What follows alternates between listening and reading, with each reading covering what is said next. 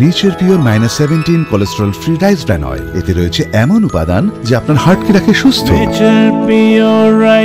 আপনার হৃদয় সত্যিকারের বন্ধু।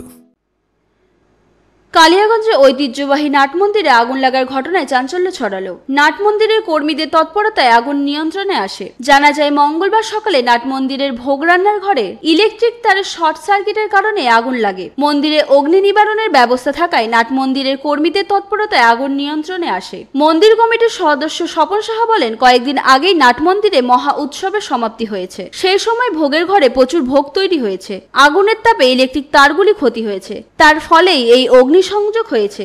নাটমন্দিরে যথেষ্ট পরিমাণে অগ্নি নিবারণের ব্যবস্থা থাকায় কোনো বড় ধরনের ঘটনা ঘটেনি। আগামীতে ভোগের ঘরের বিদ্যুতের বিকল্প চিন্তা ভাবনা করা হবে।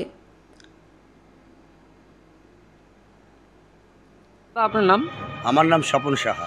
বলছি, আজকে নাটমন্দিরে দেখলাম ভোগের ঘরে সকালবেলা শর্ট সার্কিটে আগুন লাগে, কি বলবেন?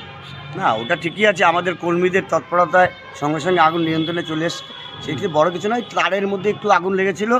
আর আমাদের সেই প্রোটেকশনটা রয়েছে, কারণ আমাদের ফায়ার গ্যাস সিলিন্ডার ওখানে প্রচুর মজুত করা আছে সঙ্গে সঙ্গে, এবং আমাদের কর্মীরা খুব সঙ্গে সঙ্গে দ্রুততার সঙ্গে তারা আগুন নিয়ন্ত্রণে নিয়ে এসছে। এটা যদি রাতেরবেলা ঘটনাটা ঘটতো তাহলে তো মানে অনেক বিরাট বড় ক্ষতি হতো। আসল ব্যাপার সেটা না, আমাদের ওই ভোগ ঘরে ওটা মেন শাটার ডাউন করা থাকে।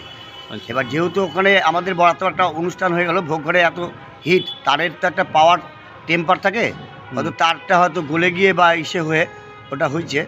যাই হোক, আমরা এরপরে বিকল্প একটা চিন্তা ভাবনা করছি, যাতে আমরা অন্য আউট সাইড দিয়ে আমরা তারের একটা কনসেল ভাবে আমরা এই লাইনটাকে ব্যবস্থা করার চিন্তা ভাবনা করছি। এমনি কোনো ক্ষয়ক্ষতি হয়নি? কোনো ক্ষয়ক্ষতির কোনো হয়নি, সামান্য একটু কেবল হয়েছিল, আগুন তারের সঙ্গে শর্ট সার্কিট হয়েছিল, সঙ্গে সঙ্গে আমাদের কর্মীরা ওরা খুব তৎপরতার সঙ্গে আগুন নিয়ন্ত্রণে নিয়ে এসেছে। কালিয়াগঞ্জ থেকে ভাস্করের রিপোর্ট, কুলিক নিউজ।